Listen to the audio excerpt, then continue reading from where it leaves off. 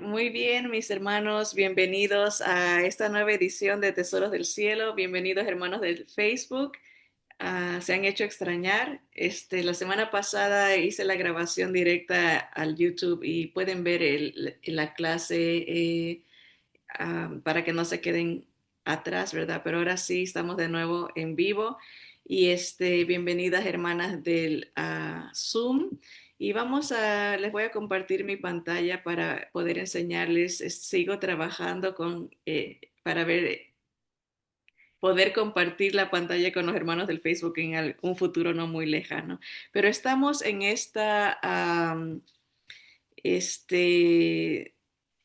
serie que le hemos titulado Devoción en Moción. Déjenme ver si muevo esto por acá. Devoción en Moción es un estudio de cómo aplicar nuestra fe déjenme ver aquí, cómo aplicar nuestra fe en nuestro diario vivir, ¿no? No solamente, a veces tenemos la idea de que la fe es algo que se aplica solamente en la iglesia, ¿verdad? O en algún ministerio, pero la realidad es que Dios quiere que nuestra vida refleje la verdad de la palabra de Dios, ¿no? En nuestro diario vivir, ¿no? Y Devoción en Moción empezó esta serie tiene esa idea, ¿no? De que podemos aplicar nuestra fe en cómo hablamos, en toda acción, ¿no? Y hemos tomado eh, ciertos argumentos de conversación, cómo contestar, cómo eh, analizar las conversaciones para alinearnos en la verdad de Dios, ¿no? Y en ese sentido, estamos en eso. Y hemos hablado de algunas, lo que se conoce como falacias, errores en la argumentación.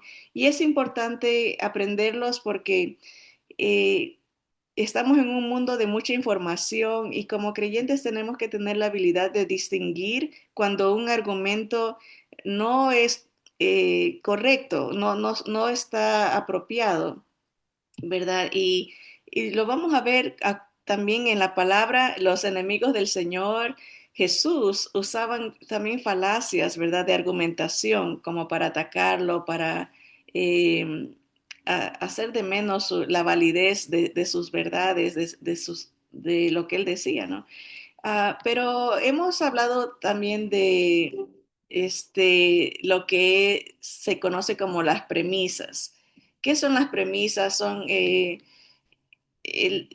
ideas, ¿verdad? Como decir los argumentos, ¿no? Siempre partimos las conversaciones de premisas, tenemos ideas que ya preconcebidas, ¿no? Y podemos decir de esa manera, ah, vamos a hablar de acuerdo a lo que ya tenemos, los argumentos que ya creemos, ¿no? Y el mundo, el sistema de valores del mundo tiene sus premisas y el creyente tiene sus premisas también. O sea, partimos de una serie de ideas, argumentos ya eh, preconcebidos, ¿no? Por ejemplo, el mundo, en el sistema del mundo, ellos no entra Dios en sus valores, en sus principios, en sus conceptos, ¿no? Todo es acerca de el humanismo, ¿no? El humano, lo que uno siente, lo que uno cree es lo que vale, ¿no? No tanto lo que diga Dios o lo que um, enseñe Dios en su palabra, ¿no? Entonces tenemos esas dos diferentes maneras de ver las cosas y claro, las argumentaciones van a salir desde ese punto, ¿no? No Dios o Dios en todo, ¿verdad? Dios en el matrimonio, Dios en la familia, Dios en mi comportamiento, Dios en el trabajo, Dios en todo, ¿verdad? La premisa del mundo, la argumentación del mundo va a ser yo determino qué es verdad, yo mando. La premisa del creyente va a ser Dios manda, ¿no? Lo que Él diga, aunque vaya en contra de mis inclinaciones o mis deseos, eh, voy a poner la voluntad de Dios arriba de todo, ¿no? Esa es la lucha del creyente, ¿no? Diario. Que o le cree a Dios o uno antepone sus propios conceptos o deseos, ¿no? La premisa del mundo, por ejemplo, en cuanto al gobierno humano, ¿no? El ser humano en control, ¿verdad? El creyente es el gobierno, Dios es el que controla, su Espíritu Santo, ¿no? El mundo habla de su verdad, que es una verdad relativa, cada cual puede tener su propia verdad, de acuerdo a cómo se sienta, ¿verdad? Todo es basado en emociones. En cambio, el creyente tiene su argumentación, nace de que Dios es verdad y lo que Él es y lo que Él dice es absoluto, ¿no? No hay términos medios, ¿no? Él dice esto es correcto, esto no es correcto, esto trae vida, esto trae muerte, Él determina, ¿no? Y así el creyente tiene lo que se conoce como una visión cosmopolita o visión bíblica. O sea, uno va a decir, esto es como yo veo el mundo desde la perspectiva real bíblica y otros del sistema del mundo ven el mundo bajo ese lente del yo. Entonces, los valores del mundo van a ser qué es lo que yo siento, qué es lo que yo creo, ¿verdad? Es la verdad relativa. Pero el creyente va a ver las cosas desde la perspectiva qué dice Dios, ¿verdad? Los valores de Dios, la verdad absoluta que viene de la palabra de Dios. Entonces vemos dos sistemas de pensamiento, dos sistemas de argumentación completamente opuestos. Es como el día y la noche, ¿no? Uno defiende las posturas humanistas, ¿verdad? Del yo, y el otro defiende las posturas desde la perspectiva del creador, Dios, el ser divino, ¿no? Entonces hemos estado en estos uh, estudios tratando de analizar. En sí empecé analizando una contestación que hizo una oyente a un estudio que yo tuve hace como un mes atrás acerca de Charlie Kirk. Y he estado usando la argumentación de ella para hacer estudios porque ella representa la manera de argumentar de el mundo, ¿verdad? Del sistema del yo, del sistema de más como sin Dios, un sistema sin valores bíblicos, sino con valores personales, humanos, relativos. Y me ha servido bastantísimo la contestación de ella para poderles mostrar la diferencia entre el pensar, ¿verdad? El sistema de pensamiento del creyente verdadero, ¿no? El creyente que tiene a Dios y la palabra de Dios eh, como su máxima expresión de fe y la manera o las premisas del mundo, ¿verdad? Como argumenta. Y hemos tomado esa contestación de ella para ir analizando dónde hay fallos en la manera de argumentar en la contestación de ella, ¿verdad? Y hemos visto algunos. La falacia, estos fallos, estos errores de argumentación que son comunes, nosotros también los cometemos, ¿verdad? A veces como se está conversando, ¿verdad? Y hemos visto, por ejemplo, la falacia del ad hominem, que quiere decir, es una palabra en latín, que quiere decir atacar al hombre, atacar al oponente, atacar al que está dando el argumento. En otras palabras, en lugar de hablar del asunto, del tema que se está topando, se ataca a la persona y se dice insultos tal vez u ofensas, ¿no? Y eso se nota en las conversaciones, a veces entre familia, alguien dice, esto hay que arreglar esta situación, y entonces en lugar de hablar de la situación, se ataca a la persona, no, que eres problemático, que eres eres inconsciente, ¿verdad?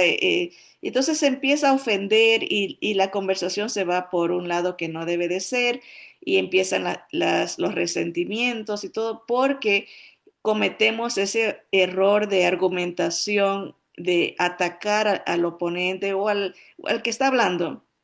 Y lo vemos, ¿no? Lo vemos en las noticias, lo vemos en los medios sociales, que cuando alguien quiere supuestamente ganar un argumento, ataca al humano, ataca a la persona en lugar de hablar del problema o hablar del tema que se ha mencionado, ¿no? También hemos visto lo que es la falacia, y déjeme ver aquí, estoy con las hermanas de aquí. Ok, a lo mejor aquí tenemos, estas son las nuevas falacias que vamos a ver, pero también vimos la falacia de el error histórico, ¿verdad? Me acuerdo que ella, esta persona que contestó por el YouTube, habló, el argumento era, y creo que aquí lo tengo, era de que Estados Unidos es una república constitucional y su constitución está eh, basada en muchos principios bíblicos, ¿verdad? Ese era el argumento, ¿verdad? Pero ella salió con que Estados Unidos era un país esclavista, ¿verdad? Como haciendo un énfasis en que el blanco y Estados Unidos era el promotor o el originador de la esclavitud. Y tuvimos un estudio acerca de la historia de la esclavitud en Estados Unidos y en general, no solamente en Estados Unidos, sino explicamos, déjenme ver si puedo aquí mostrarles algunas figuras. Hay un mapa de el tiempo de la esclavitud que lo empezaron del Medio Oriente, los musulmanes, y que hasta el día de hoy continúa esa práctica, ¿no? Y eso tenía que ver en cuanto a la falacia histórica, o sea, decir, no cometer un error dando un contexto histórico falso, ¿verdad? Como en este caso decir que Estados Unidos fue el que causó o promovió tal vez la esclavitud, ¿verdad? Y, estoy buscando um, este, ese mapa que quería enseñarles, aquí está, ¿verdad? De que cuánta gente fue tomada esclava desde África, ¿verdad?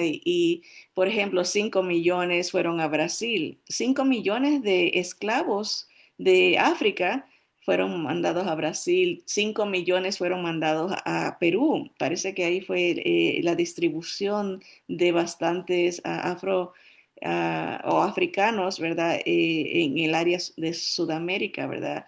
2 millones a Centroamérica, 4,5 millones de esclavos en las áreas como las islas, como Cuba, en Puerto Rico, todas esas áreas, más bien en Haití, esas áreas fueron sobrepobladas de esclavos. Y acá al norte, 5 millones en Estados Unidos, ¿verdad? Pero vemos que era algo común en esa era, ¿no? Que había esclavitud, era un comercio de esclavos constante, ¿verdad? Que venían desde Portugal, ¿verdad? Desde estas áreas, el comercio otomano, el grupo que tenía el comercio de esclavos eran los musulmanes. Pero siempre existe esta idea, ¿no? De que el blanco, el americano fue promotor de la esclavitud, pero vemos que era algo general, históricamente. Entonces, existe ese tipo de errores en la argumentación cuando alguien da algo por sentado, como esto es una realidad, esto así es, pero no, porque repite y repite y repite lo que otras personas están diciendo y no, no ha hecho un estudio, una investigación histórica, porque hay una historia que no se puede negar, ¿no? Hay cosas, hay fotos, hay documentos, hay cosas que se puede comprobar y argumentar que esto es una realidad, ¿no? De que la esclavitud no empezó en Estados Unidos, era algo que ha existido desde principios de la humanidad, ¿no? En la Biblia se narra de esclavitud a pueblos, específicamente el pueblo de Israel, pero vimos en la historia, ¿no? Por eso ese estudio se habló de cómo ah, el blanco, en este caso Estados Unidos, Europa, fueron los primeros en abolir la esclavitud, la quitaron, este, y en cambio en otros países todavía continúa, especialmente de el área del Medio Oriente, ¿no? Así que eso fue de la falacia histórica. Entonces, ahora vamos a ver, eh, tengo tres, pero creo que vamos a hablar, el tiempo no nos va a dar para mucho, pero vamos a hablar de dos falacias más, dos errores en la argumentación, como cuando uno debate o está conversando y de repente se da un argumento, ¿verdad? Y alguien contesta de estas maneras, ahí vamos a empezar a identificar. O como que no me está contestando el punto, no estamos conversando de una manera más elevada, ¿no? Como más intelectual, sino que se está respondiendo con emociones, ¿verdad? Y el creyente debe de ser una persona capaz de argumentar los puntos y defender su fe. Dice el apóstol Pedro que uno debe de estar preparado para presentar defensa de lo que cree, de lo que, de su fe en Cristo, ¿no? Debe ser una persona que se prepara, se equipa para poder conversar a un nivel superior, no como el mundo, ¿no? De que rápido se va a los insultos, rápido se va al ataque contra la persona, ¿verdad? O cambia el tema para hablar de cosas que no son correctas ni verdad, ¿verdad? Entonces uno se va preparando, ¿no? Y conociendo, estos son términos que el mundo ha puesto, ¿no? En la filosofía o en parte de la ética del debate, ¿no? Me gustó tanto hace unas semanas atrás conversando con mi sobrinito que tiene 13 años. Le pregunté yo que si tenían clase de debate, ¿no? Y me dijo, sí, en esta nueva escuela de educación media hay una clase de debate, pero no está tan buena como la que tenía yo cuando estaba en la escuela primaria elemental. Decía, ahí era muy interesante cómo nos enseñaban a debatir, ¿no? Nos daban un argumento y teníamos que ver lo bueno y lo malo del argumento y uno saberlo presentar. Nos daban un minuto para decir lo que teníamos que decir y después venía la contrarréplica, ¿no?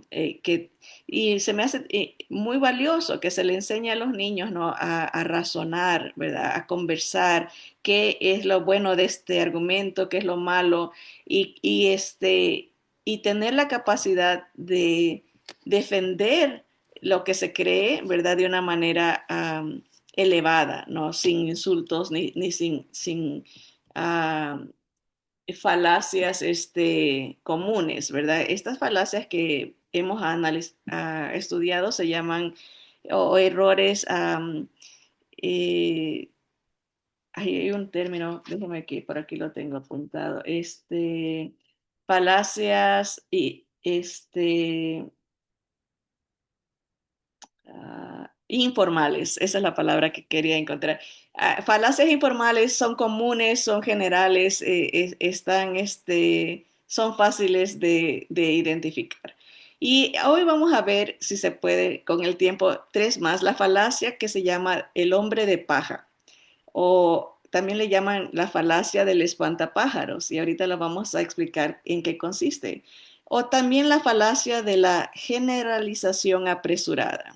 O sea, se pone a todos bajo una categoría. La falacia de la generalización apresurada o también se la conoce como la falacia ecológica, que quiere decir que todos encajan bajo una categoría, ¿no? Ahorita lo vamos a entender mejor. Y esta la vamos a dejar para una próxima, si el Señor permite, la falacia de sacar las cosas de contexto. se ha usado este término tomado del idioma de inglés, que es la contextomía, que es, porque en inglés se dice así, contextomy, que es errores de que no se habla del argumento, sino que se saca un pedacito de lo que dice alguien para hacer una argumentación, pero sacándole del contexto que la persona quiso decir. O sea, es como una mala representación de lo que la persona en verdad está diciendo. Así que vamos a hablar un poquito del hombre de paja, pero para eso tenemos que regresar a la respuesta que dio la señora a mi estudio y vamos a ver cómo ella cae en esa, ya cayó en la falacia del ad hominem, de atacar a la persona. En este caso era la persona de Charlie Kirk, aunque también en la contestación eh, caigo yo dentro de esa falacia, ¿no? De atacar a la persona.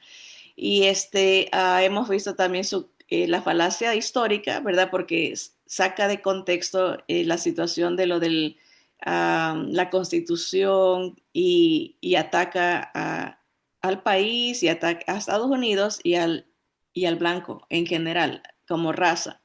Y hoy vamos a ver estas otras falacias dentro de su contestación y hoy espero terminar esa contestación y le doy gracias porque a través de su contestación hemos podido aprender mucho de cómo piensa el mundo, ¿verdad? Y por eso digo, escogí su contestación porque representa a una población alta de cómo las personas repiten y repiten y cómo contestan sin dar una análisis más intelectual a su manera de ver las cosas, ¿verdad? Entonces, vamos a ver el concepto primero de lo que es la falacia del hombre de paja. Pero primero les tengo que leer la contestación de ella para poder ubicar estos errores, ¿verdad? Y ella continúa su respuesta hablando de Charlie Kirk, ¿verdad? El hermano que asesinaron hace un mes.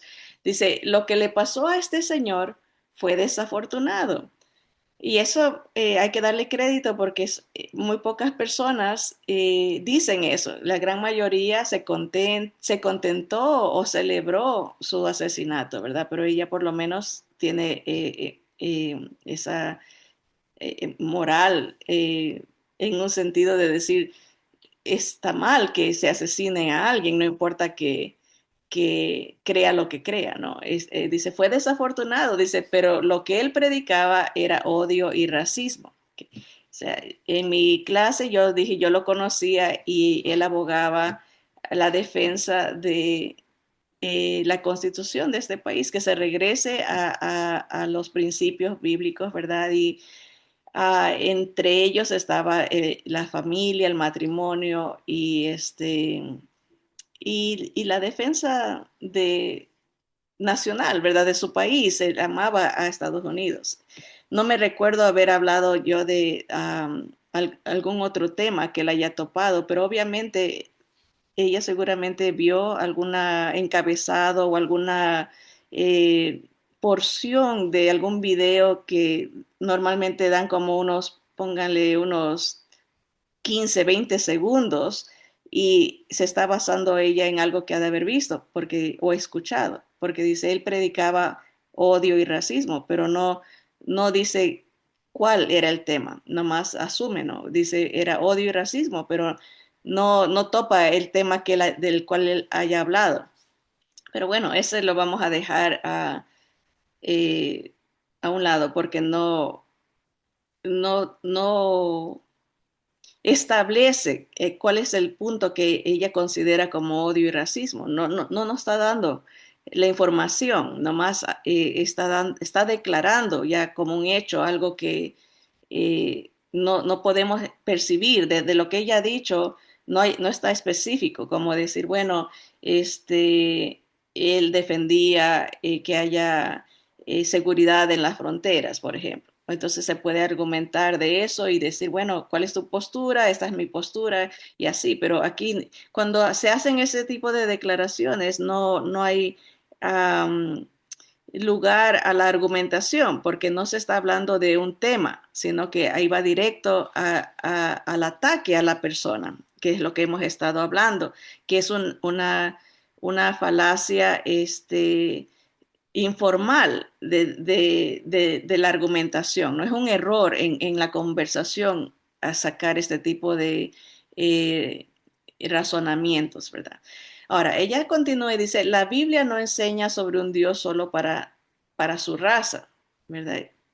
O sea, no entiendo de la argumentación porque él nunca dijo Dios es solo para los blancos. No, a lo menos, eso nunca lo dijo, pero ella lo asume, ¿no? Pero aquí no, otra vez no está diciendo qué temas está tratando, está muy generalizado y está muy cerrado en el sentido de estar dispuesta a escuchar, ¿verdad? Sino que dice solo para su raza. Ahora, yo pudiera argumentar, la Biblia solamente habla de una sola raza, la raza humana. Todos venimos de Adán, todos venimos de Noé, es una sola raza. El ser humano es el que se ha inventado diferentes categorías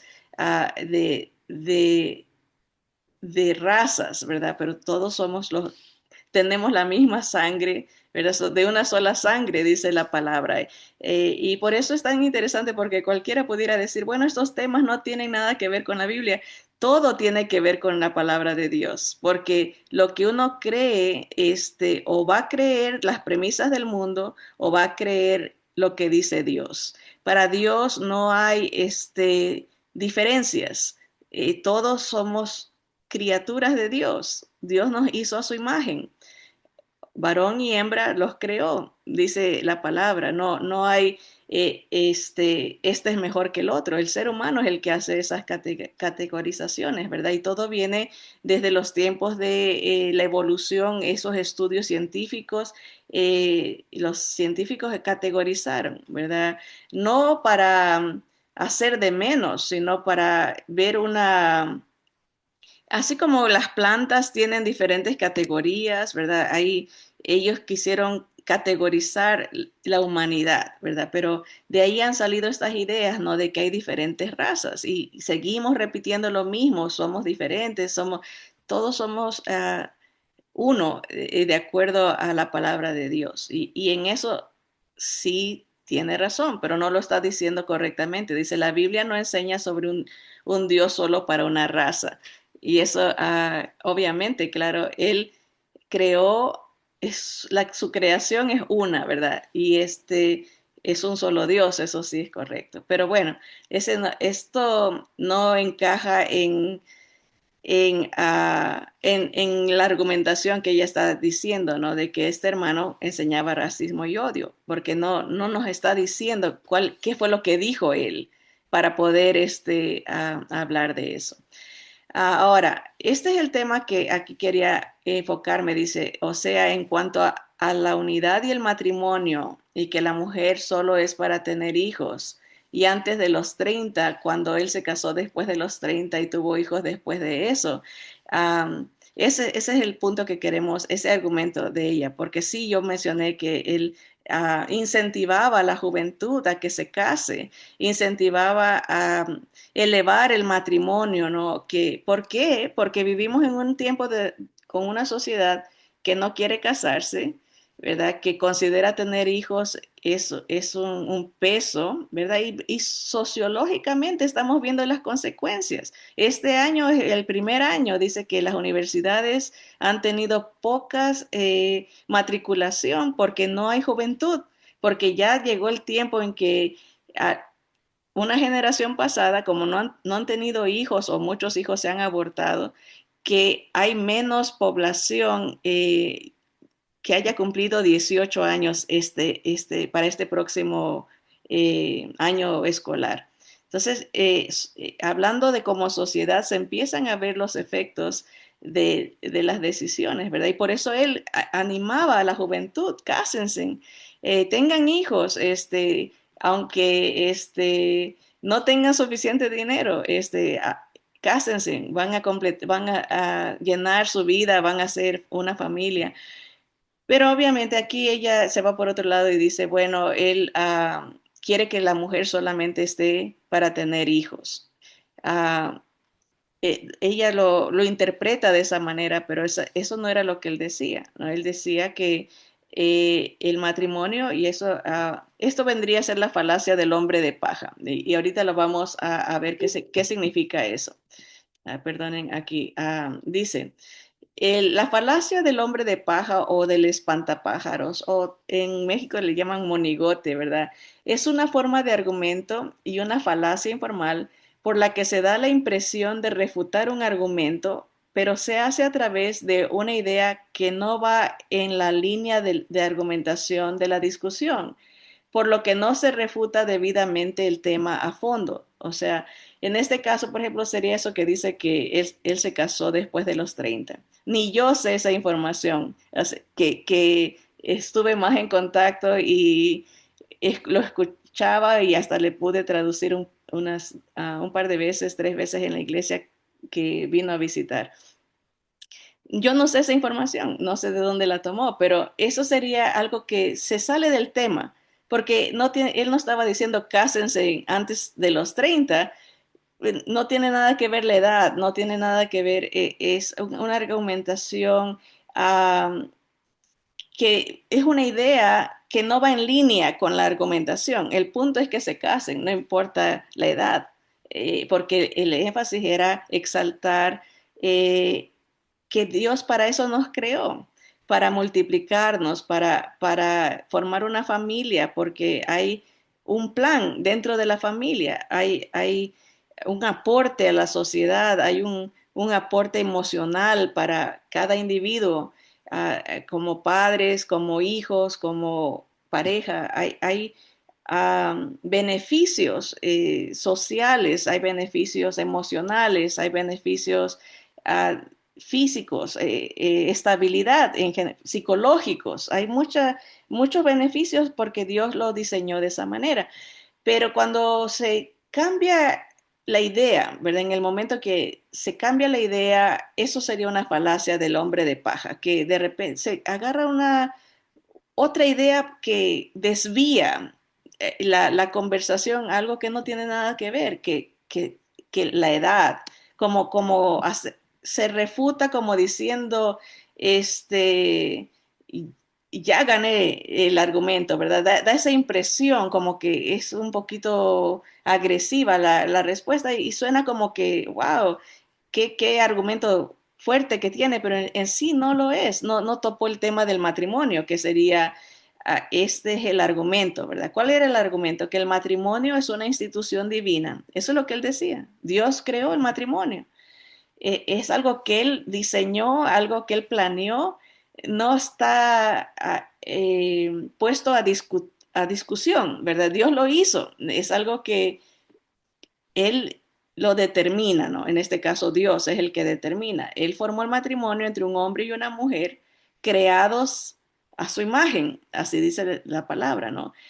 Para la elevación del ser humano en el sentido de ser completarse uno a otro, apoyarse, de salir adelante. La palabra está llena de imágenes de cómo dos son mejor que uno, ¿verdad? Porque si uno se cae, el otro lo levanta, ¿verdad? Que es que se calientan mejor, dice, un solo no tiene quien lo caliente. Hay ideas de que hay complemento, hay aporte la idea de que se va a apoyar el uno al otro, cada cual en su rol asignado, obviamente, no es lo mismo.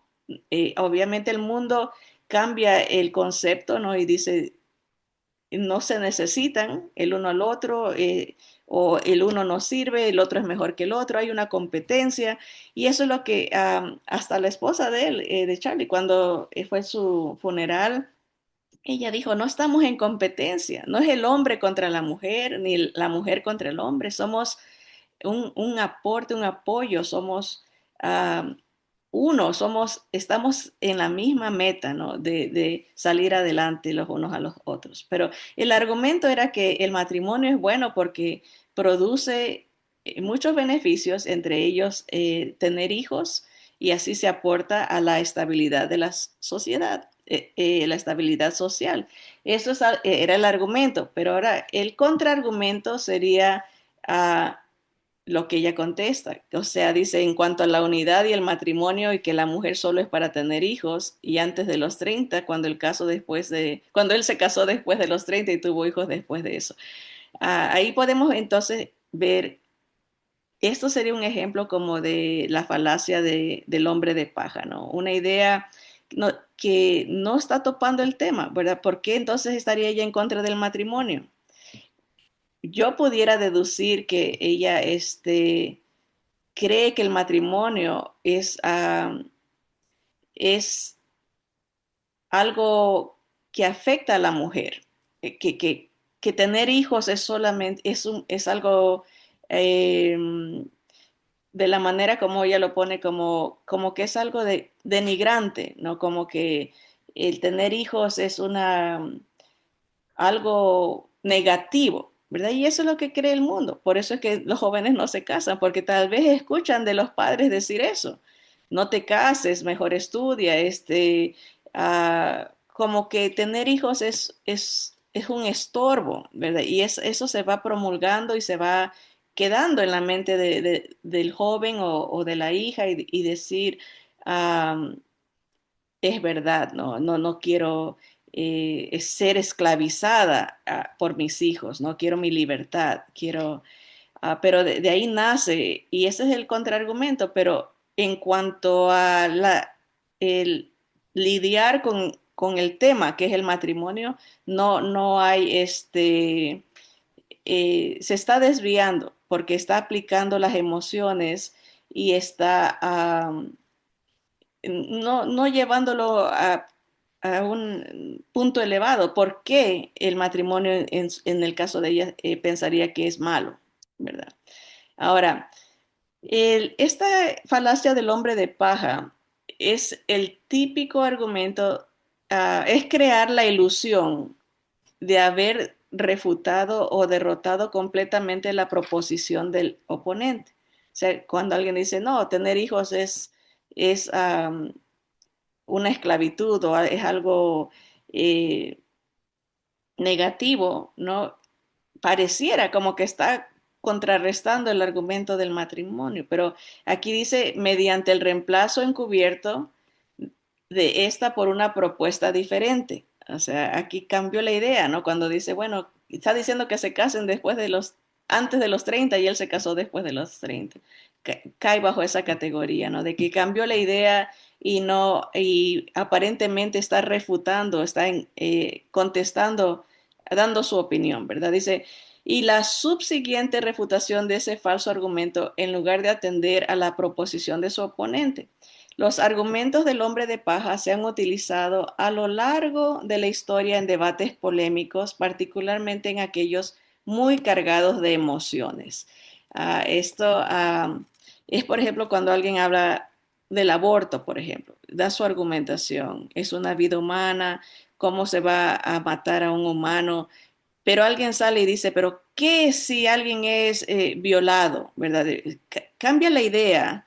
Se está tratando de que es un ser humano el que se está matando, pero se cambia la idea para algo emotivo, algo como que va a hacerlo pensar a uno, bueno, sí tienes razón, porque me metes otra idea que hace sentir como que el argumento está fallido, ¿no? Entonces, esta falacia del hombre de paja se pueden ver en muchas conversaciones, normalmente las que estén cargadas de emociones, ¿verdad? Y vamos a ver otro ejemplo de la falacia del hombre de paja, pero pareciera más superficial, no tan cargado de tantas emociones, aunque tal vez para algunos varones sí. Imagínese que está usted en una discusión sobre un deporte, su deporte favorito, ¿verdad? Y pongamos a hablar del fútbol. El fútbol es común y muchos hombres y mujeres lo podemos seguir y nos puede gustar, ¿verdad? Ahora, usted dice en su argumento que este deporte, el fútbol, es un deporte de mucha estrategia, digamos, dice, oh, el fútbol es súper interesante porque tiene mucha estrategia en su manera de hacerlo, ¿no? Pero su amigo, sin embargo, le dice, entonces estás diciendo que otros deportes no tienen estrategia. O sea, usted dice, el fútbol es un deporte de mucha estrategia, pero la otra persona le entiende de otra manera y dice, o sea, que estás atacando a los otros deportes que no tienen estrategia. Ese es un ejemplo clásico de la falacia del hombre de paja. El amigo acaba de torcer sus palabras creando un argumento más débil que es más fácil de atacar. O sea, como decir, vamos a enfocarnos en que estás diciendo que los otros deportes no tienen estrategia. Entonces cambió la idea. Él nomás estaba diciendo que el fútbol sí tiene estrategia, pero la otra persona le cambia, a lo mejor no sabe de las estrategias del fútbol y dice, oh, estás atacando los otros deportes. Entonces se presta a que haya una argumentación, una discusión, cuando en realidad eso no fue lo que quiso decir el primero, ¿no? Estaba nomás diciendo que el fútbol sí tiene estrategia, o es un deporte de estrategia, pero esta falacia del hombre de paja confunde la conversación al cambiar la idea y hacer ver como que tal vez se está haciendo, atacando a otros deportes, ¿verdad? Eso sería una manera de ver la falacia del hombre de paja, ¿no? Cambiar la idea a algo menos importante. En este caso, el de la señora era decir, tienes que casarte antes de los 30. Eso era otra idea que es menos importante y no viene ni al caso y cambia completamente la idea del argumento, ¿no? Ya no se está discutiendo el argumento, sino que se está hablando de algo irrelevante en sí. Entonces, esa es la falacia del hombre de paja. También esta falacia ocurre cuando alguien cambia o simplifica demasiado lo que uno dice. Ah, el argumento de su oponente para que sea más fácil argumentar en contra. O sea, se cambia la idea a algo, es lo mismo que estamos diciendo, ¿no? Que se simplifica, ¿verdad? Por ejemplo, en este caso el tema era el matrimonio, es un tema muy importante y un tema que se puede argumentar de muchas maneras bíblicamente hablando.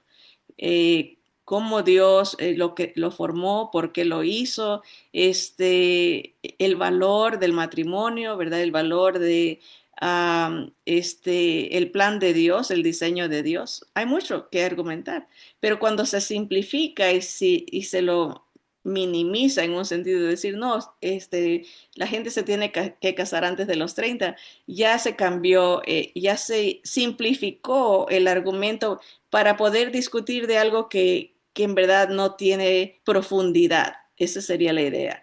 Sería una versión débil o distorsionada de un punto para derribarlo.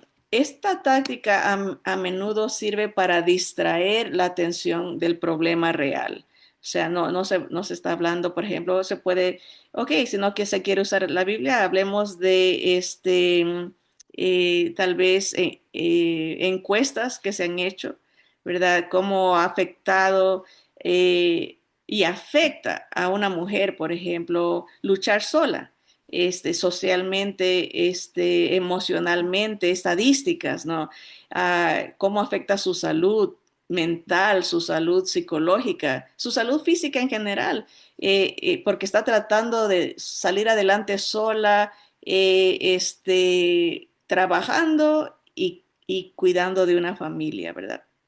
Porque el pecado destruye, el pecado um, divide, ¿no? O sea, no es el diseño de Dios, ¿verdad? Que la mujer luche sola. No es el diseño de Dios que los hijos se críen sin padre y madre. No es el diseño de Dios, pero el ser humano corrompe las cosas y daña. El pecado, dice Satanás, vino a matar, hurtar y destruir.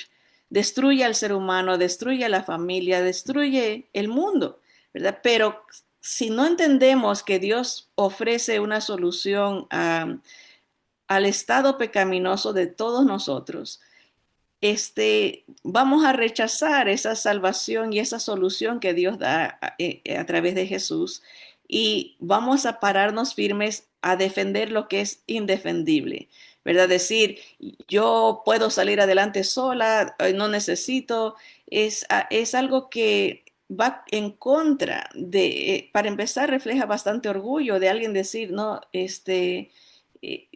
mi diseño es mejor que el diseño de Dios. Entonces vemos que aunque parecieran casos superficiales y tal vez ah, no, no tradicionales de hablar en un estudio, ¿verdad? Vemos la importancia de los conceptos, porque cada persona cuando en su vida tiene un sistema diferente al concepto bíblico, a lo que Dios dice, va a idearse y va a inventarse y va a defender cosas que eh, en su mente son correctas, pero no lo son. Entonces, la falacia del hombre de paja es tratar de distorsionar el punto, ¿verdad? Distorsionar el valor de la argumentación y de esa manera querer derribarlo, ¿verdad? Se distrae la atención de lo que es real, ¿verdad? Y lo que es lo que se está conversando, ¿no? Um, esta falacia, y el tiempo se nos va muy rápido, pero vamos a terminar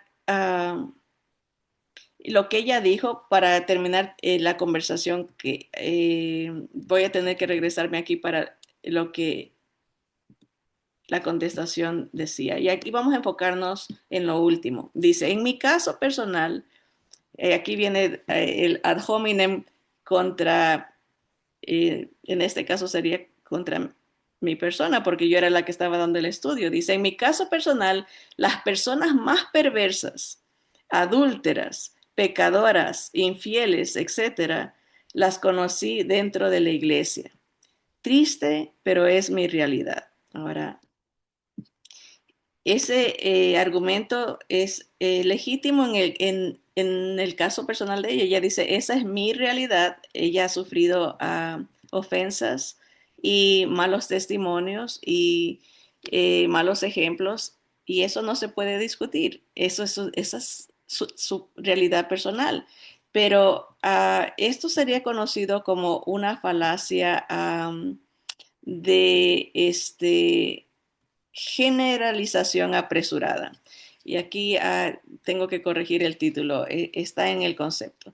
La generalización apresurada o lo que se llama la falacia ecológica, ¿no? De que todos encajan bajo una categoría, ¿no? Y se apresura a condenar a todos, ¿verdad? Pues en este caso serían todos los que se llaman religiosos, pongámoslo de esa manera, porque no especifica ella si cristiano o católico o testigo de Jehová, no dice nomás, dice, o iglesia puede ser cualquier denominación, ¿verdad? No sabemos, no nos da el detalle, pero generaliza, ¿no? Dice, todos son los más pecadores, los más adúlteros, perversos, ¿verdad? Comparando en este caso a Charlie Kirk en su argumentación y a todos los que nos identificamos como eh, bíblicos o seguidores de Dios, ¿no? Y por un lado, es lamentable porque sí, no se puede negar, el mismo Señor dijo, ¿no? No todos los que se dicen, ¿verdad? Dice, no todo el que me dice Señor, Señor, será salvo, sino el que haga la voluntad de mi Padre. Y el Señor continúa y dice, ¿cuál es esa voluntad? Que crean en el Hijo, que Jesús sea el único Salvador. Obviamente no todos los que entran o no todos, habrá gente, dice, que en el día del juicio le diga al Señor, en tu nombre hicimos milagros, en tu nombre echamos fuera de demonios, en tu nombre hicimos muchas cosas, muchos ministerios, y el Señor les va a decir, yo no sé quiénes son ustedes, no los conozco, ¿verdad? O sea que no hubo una relación verdadera entre ellos y el Señor, ¿verdad? En otras palabras, el Señor no descarta ni hace a un lado la realidad de que hay mucha gente que dice ser seguidora de Jesús y no lo es. Por eso es que en nuestro estudio hemos puesto no la palabra cristiano, porque está muy pisoteada esa palabra, no todo mundo se dice ser cristiano, ¿verdad? Y especialmente acá en Estados Unidos es una categoría muy general. Cristiano es el que no es judío, cristiano es el que no es musulmán o hindú. En otras palabras, cualquiera que no sea judío es cristiano. Entonces, es es una generalización. Todo mundo entra en esa categoría y pues claro, no todos van a vivir como, no son verdaderos discípulos, porque hay una diferencia entre el que se llama cristiano y el que es discípulo de Jesús, el que sigue a Cristo, el que es verdadero creyente, es la realidad, el que ha nacido de nuevo, el que tiene una vida, por eso hay diferentes definiciones que son más prácticas para decir quién es un verdadero discípulo, ¿no? Pero bueno, esa es una realidad. En ese caso, uh, sí es una falacia ese argumento porque ella está generalizando, ¿verdad? Todo mundo que va a la iglesia es pecador. Y eso, bueno, todos somos pecadores, eso sí es verdad. Todo mundo que entra a la iglesia es pecador, porque el Señor vino a buscar lo que se había perdido, ¿no? Y el Señor dice, todos nos hemos descarriado como ovejas, cada cual por su camino, ¿verdad? Pero el Señor vino a buscar esas ovejas perdidas, ¿no? Entonces, no es falso ese argumento, pero el, la, como quien dice, la idea detrás de su argumento es hacer de menos, en un sentido como decir, eh, eh, son falsos, aunque todos hemos pecado y todos entramos en esa categoría, ¿verdad? A la iglesia no va a entrar nadie perfecto porque nadie somos perfectos. El único perfecto es Jesús. Él vivió una vida perfecta, muere para representarnos como el perfecto Hijo de Dios, o Dios hombre, Dios y hombre, no el perfecto. Él es el único. Por eso no hay otro nombre dado a los hombres en el cual podemos ser salvos, porque solo Jesús cumple todas las demandas de un Dios justo, ¿verdad? Él era perfecto, es perfecto. Muere y resucita, algo que nadie más ha podido hacer para nunca más morir. Entonces Jesús es el único perfecto. Ah, sí somos todos pecadores. En la iglesia todos son pecadores, ¿verdad? El que diga que no, hasta la palabra dice, el que dice que no tiene pecado, miente y hace al Señor mentiroso. Todos pecamos. Ahora, que el Señor nos dé, nos declare inocentes por la sangre de Cristo es otra cosa, ¿verdad? Sí hay una categoría diferente de personas que el Señor llama a sus hijos, ¿no? Los que han creído, los que han recibido a Jesús. Ahora, el punto de que sí haya personas que la palabra de Dios categoriza como fariseos, o sea, personas que se dicen ser religiosos o son religiosos, pero viven vidas pecaminosas. Eso era en el tiempo de Jesús, era común. Por eso el Señor Jesús eh, condenaba más a los fariseos que a los pecadores, porque el fariseo era una persona que se dice ser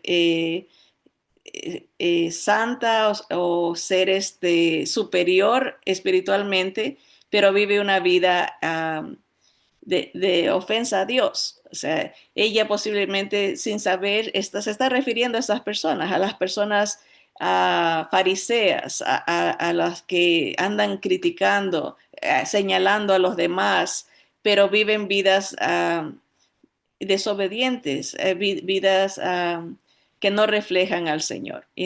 Pero aunque esa es una triste realidad, ¿verdad? No es la generalidad del verdadero creyente. Y ahí está la falacia de la generalización apresurada, que ocurre cuando alguien toma un número insuficiente de casos o experiencias particulares y las usa como una base para una afirmación general. Es una forma permíteme aquí, es una forma de razonamiento defectuoso en la que la conclusión parece lógica. O sea, si este es hipócrita, entonces todos son hipócritas, ¿verdad? Ah, Se está generalizando y pero no está respaldada por pruebas suficientes. Por ejemplo, si alguien sufre un mal servicio en un restaurante de una cadena y concluye que todos los restaurantes de esa misma cadena son malos, está cometiendo esa falacia, o sea, está generalizando. Solo porque tuvo una mala experiencia, no quiere decir que todos, en este caso los restaurantes de esa cadena, son malos, ¿verdad? De la misma manera, cuando un político, un periodista o un ciudadano toma un hecho aislado, una persona que abusa de un programa social, un joven que comete un delito, un empresario corrupto, y lo usa para etiquetar a un grupo entero, está simplificando en exceso la realidad hasta volverla engañosa. O sea, está mal representando a todo el grupo cuando se basa a una mala experiencia. Ahora, sabemos que el Señor Jesús da validez a lo que ella está diciendo, porque sí existe gente que no es verdaderamente hijo de Dios. Y ese es el peligro, que hay gente que cree que es hijo de Dios, que cree que se va a salvar, pero no han nacido de nuevo. Y el Señor específicamente dice que para entrar al reino del Señor es necesario nacer de nuevo, es necesario experimentar la presencia de Dios en la vida que produce un cambio de mente, que es el arrepentimiento. Ya no se van a pensar como se pensaba antes, ya no se va a hablar como se hablaba antes, ya no se va a disfrutar de vivir una vida que desagrada a Dios. ¿Por qué? Porque ha experimentado un nuevo nacimiento. Entonces, no, no se puede generalizar, pero sí se puede entender que um, existe este tipo de anomalías dentro de un grupo que se llame creyente, que se llame cristiano, ¿verdad? Ahora, vivimos en una era en la que la información circula a gran velocidad, pero también en la que las conclusiones se toman cada vez más rápido. En las redes sociales, en las conversaciones cotidianas, en debates políticos, abundan los ejemplos de personas que, a partir de una sola experiencia o un caso aislado, formulan afirmaciones tajantes sobre la realidad. Lo vemos en cada caso en las noticias, ¿verdad? Se toma un caso aislado y se generaliza para despertar pasiones en el pueblo, ¿no? Odio, contiendas, enemistades, iras. Se ve, es la obra del diablo, ¿no? Que dice, las obras de la carne, le llama la Biblia, ¿no? Y ese impulso humano de sacar conclusiones sin suficiente evidencia tiene nombre en la lógica y la filosofía y se llama la falacia de generalización apresurada. Entonces, tenemos que tener cuidado, ¿verdad? De no caer en esa trampa, ¿verdad? De que una experiencia y rápido acusamos a todos o condenamos a todos, ¿verdad? En el caso de esta persona especial, pues siento su dolor porque creo que todos hemos experimentado alguna decepción de parte de alguien que uno espera más o no espera ser ofendido o no espera ser rechazado o no espera ser abusado. Todos hemos experimentado esa decepción, pero por eso el Señor dice que pongamos nuestros ojos en Jesús, el autor y consumador de nuestra fe. Él nunca nos va a fallar. Él nunca nos va a humillar, ¿verdad? El amor de Él es perfecto, ¿verdad? Y cuando uno pone la mirada en Él, ¿verdad? Todo lo demás, por muy doloroso que sea, se puede superar, porque la mirada está en Él. Él no nos falla. Él es acerca de Él, no es acerca de la gente, ¿verdad? Ahora, sí es importante que seamos responsables de nuestras acciones, ¿verdad? De reconocer cuando se ha ofendido, pedir perdón, de restaurar. Hay una ley que Dios tiene que es muy poco visitada por los creyentes y es la ley de la restitución. Cuando alguien ofende, cree que nomás porque regresa a hablar, que ya todo se arregló. Y eso no es así. Hay un proceso de restitución, de restaurar al lastimado. ¿Y cómo se empieza? Pidiendo perdón, reconociendo. Y en este caso, pues, aunque personalmente yo no la ofendí a ella, pero de parte del Señor, como representantes del Señor, debemos de pedir perdón, debemos de reconocer que hemos fallado y ofendido para poder restaurar las relaciones familiares, las relaciones matrimoniales, toda circunstancia nace de ese inicio, ¿no? Pedir perdón. Yo recuerdo, no sé, ustedes tal vez conozcan o han oído de este hermano uh, Nick Vujicic. Es famoso él porque es una persona que no tiene brazos ni tiene piernas. Nick Vujicic fue a la cárcel, al ministerio carcelario hace años, donde yo también sirvo, y me tocó el privilegio de ser su traductora. Y me acuerdo que Nick lo que hizo, entramos a un lugar donde en ese entonces la cárcel estaba repleta, habían hasta camas afuera en el área de donde ellos comen y todo. Y salieron las del piso de arriba, salieron las del piso de abajo, les abrieron la puerta a todas las presas y él y yo con su grupo éramos como 5 personas, estábamos en la mitad del módulo y se asomaron todas las presas. Y Nick hizo algo que yo nunca había visto y que se me hizo tan especial. Nick les dijo a ellas, a las mujeres que estaban ahí, dijo, yo te pido perdón por ese padre que te abusó. Yo te pido perdón por ese esposo que te abusó. Yo te pido perdón por ese hermano. Fue uno por uno como reconociendo las ofensas que ellas habían recibido de esa persona que te traicionó, de esa persona que se aprovechó de ti, porque muchas están a veces en las cárceles porque alguien más se aprovecha de ellas, las pone a vender drogas o abusan, hay una manipulación y se encuentran, entonces él se puso, yo te pido perdón por esa persona y literalmente, hermanas, les digo, desde una esquina del segundo piso hasta la otra esquina, que estábamos hablando como tal vez a unas 300 mujeres en ese módulo, desde arriba y por abajo, el llanto empezó a correr así como alaridos, como estaba sanando, las personas estaban desahogando su dolor emocional y era un llanto y él seguía, te pido perdón por esa persona que hizo esto o hizo aquello, te pido perdón y logró romper el Señor a través de esas declaraciones, esas fortalezas de resentimiento que se forman en la mente de la gente. Y yo aprovecho porque quiero hacer eso que hizo Nick, porque es un gran ejemplo que muy pocas personas lo hacen.